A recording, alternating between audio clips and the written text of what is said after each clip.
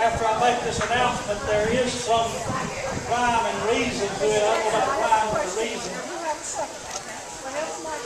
Thank you, sir.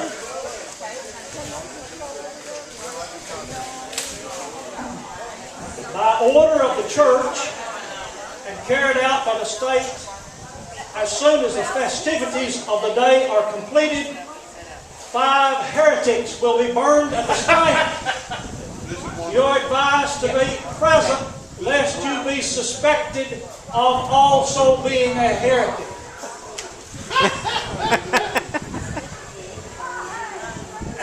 That's not actually intended to be a cruel, stupid joke, although it does sound rather foolish under our present conditions.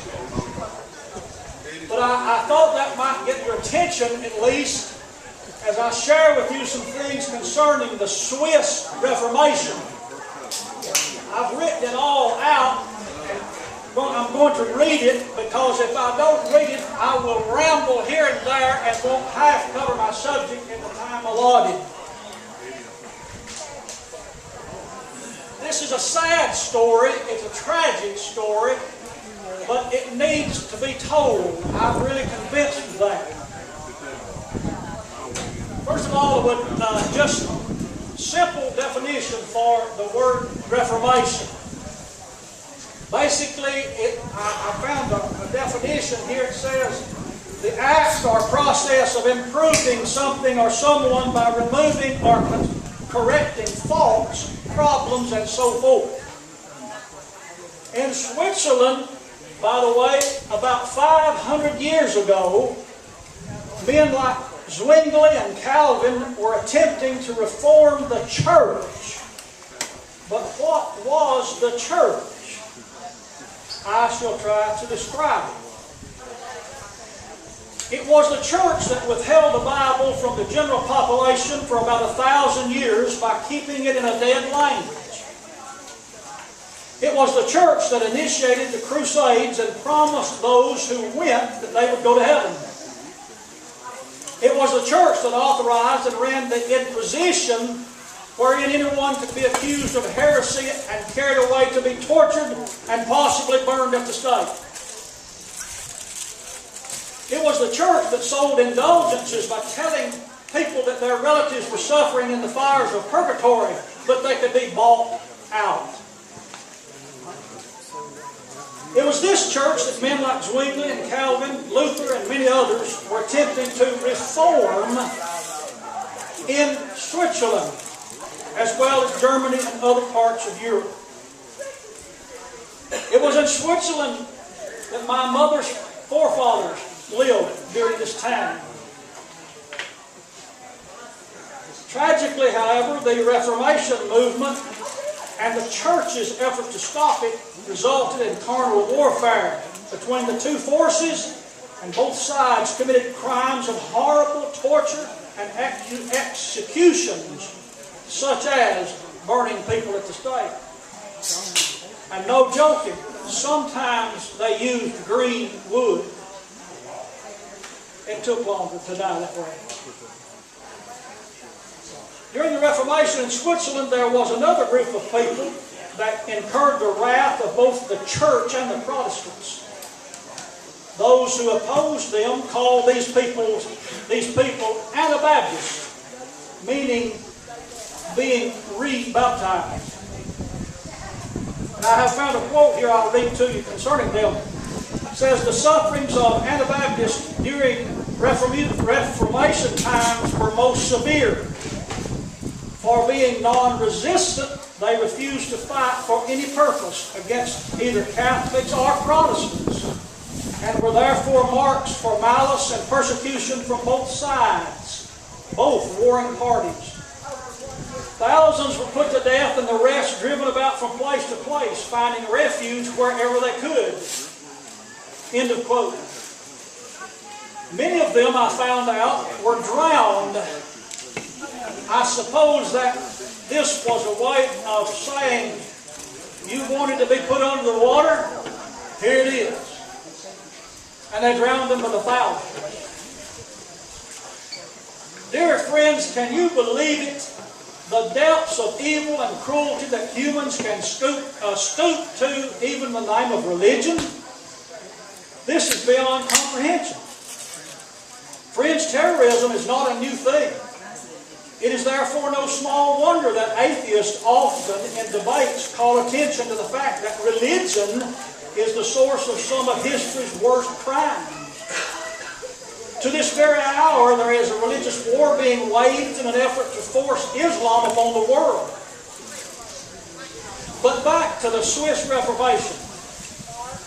And I quote again from a source I found.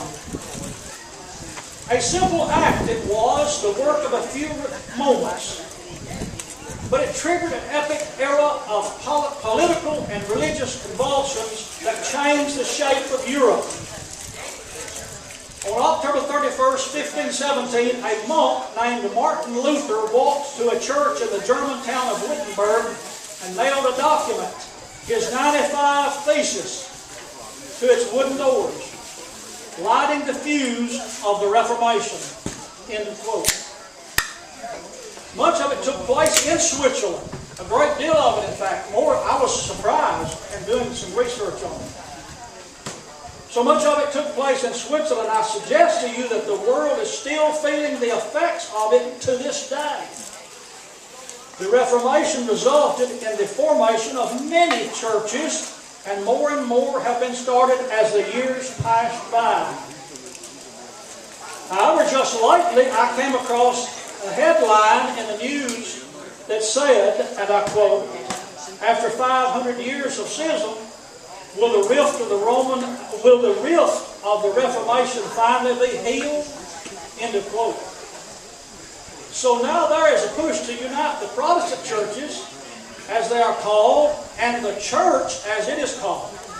Can you believe it? The effects are still being felt. I doubt that this is going to happen. Perhaps a few mainline Protestant churches might hold hands with the church, but I don't see any of them submitting to the authority of the Pope. Besides, there are, I suppose, hundreds of more conservative mainline churches, thousands of independent denominations, and new ones popping up every day. How would they all be brought back into the fold, as I believe it is sometimes called? I tell you, friends, churches are popping up like mushrooms. By the way, if you're interested in becoming an ordained minister and starting your own church, here's a quick and easy way to get it done. I found it on the computer. It's put on by an outfit called the Universal Life Church, and their advertisement reads, "Free online ordination." Here are some statements from their advertisement. And again I quote, "The Universal Life Church is a non-denominational spiritual organization that opens its doors to anyone seeking to get ordained. The ULC is proud to welcome people of all cultures, creeds, and belief systems. Since its inception, over 20 million ministers have been ordained online worldwide through ULC ordinations. The Universal Life Church provides a broad level of support to you whether you will be officiating at a wedding or planning to start your own church. As an ordained minister of the ULC, you will possess the full legal status required to officiate marriages. In addition, you will be qualified to perform baptisms, preside over funerals, and conduct any other religious ceremony of your choosing." End of quote of the advertisement. I ask you, how is it that we have got to this point? From Switzerland 500 years ago down to today. I suggest to you that the key factor is that 500 years ago, the reformers in Switzerland and Germany and other parts of Europe could not see back before the church existed. Now, I've got to make a statement that may sound outrageous and even offensive to some. I don't mean it to be that way. Please bear with me and consider the evidence that I shall offer in support of the claim. I am humbly suggesting to you that in the first century, during the lifetime and ministry of the apostles of Christ, And prior to the destruction of Jerusalem in AD 70, that which is called the church, or a church, did not exist. Now, I know you'll say, oh, yeah, I can't do it. Let's offer a suggestion here. Here's another quote I found. It says, many of the denominations that emerged after the Reformation were attempts to revive the church by returning to first century conditions described in the New Testament. End of quote. Friends, I grew up in that type of tradition, but after many years of trial and error, sorrow and sadness, I've come to the conclusion that we are attempting to accomplish that which is impossible. We talked about restoring the church, but it is impossible to revive that which never lived, and it is impossible to restore that which never existed. Now, to make what I'm suggesting to you as I clearly know how, I will put it like this. The writers of the New Testament make no mention of the, quote, church or a, quote, church. Now, at this point, I'm sure most of you will be convinced that my body has outlived my mind. And I don't blame you one bit. Now, let me just try, I want a few more minutes. I'll offer this suggestion, that the King James Version of the New Testament contains the word church, as many of you know. In fact, according to Young's Concordance, it's used 112 times. Of course, that is true, but the writers of the New Testament wrote in Greek. One may say yes, but they used the Greek word that means church. I beg to differ with you. They used the Greek word that literally means that which is called out. It was used in reference to the calling out of the city council in Greek cities. And in the New Testament, it is used in speaking of those who have been called out of the kingdom of Satan into the kingdom of God. It has no reference to an organized society or corporate body invented by men and called a church.